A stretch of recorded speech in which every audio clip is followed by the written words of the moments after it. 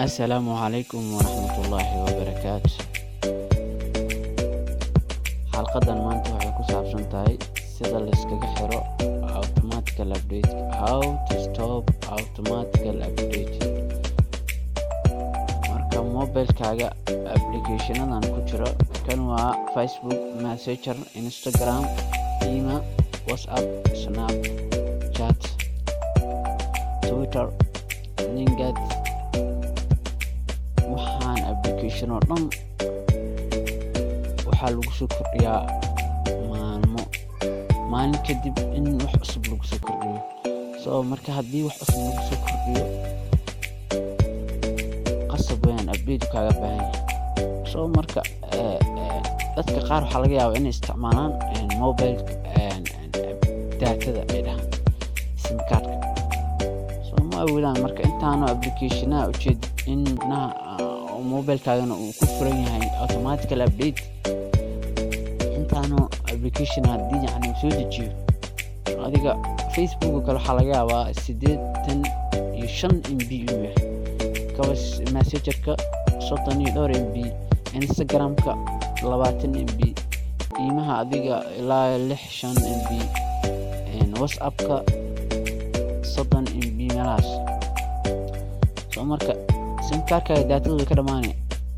Marka sida la iskaga xidho automatical update-ka ila fiiri. marka waxaad tagaysaa automatical update-ka sida loo xidho. waxaad tagaysaa where's Play Store, waa kan ilaa eeg waa kana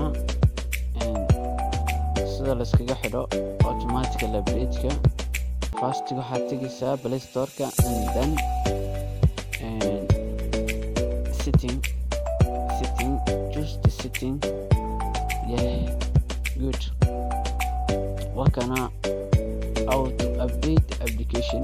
Anu do not auto update application. Anu waxaa ii saaran hadda boontiga ii saaran oo ah ama waxa lagu soo kordhiyo application-ka ama yaan lagu soo kordhin marnaba hay update garaanin, waayo markaan rabo baan fasaxdaa aniga. Marka mida hoosena u jeedaa boontigan hoose, hadda boontigan hoose waxa weeyaan waa auto update over wireless only. kan markaad wireless isticmaalayso buu ku update garanayaa. kana anytime oo ii sheeg ama wireless isticmaal ama data isticmaal ama sim card isticmaal, kan update miska dhexda oo ah auto update application anytime data charges may apply. mar walba ama wireless isticmaal ama data isticmaal ama sim card wax aad isticmaal wuu ku update garanaya anytime. kan waa markii qaybtan hoose waa auto update application over wireless on. kan markaad wireless isticmaalayso buu update garaya.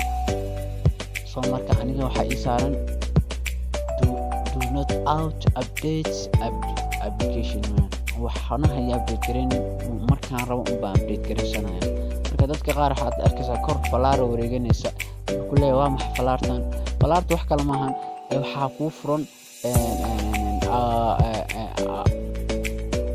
automatical update-ka kuu furan. marka automatical update-ka sida la iskaga xiro waa kana. waxaad dooranaysaa qaybtan kor oo ah do not auto update application. waa mahadsantihiin.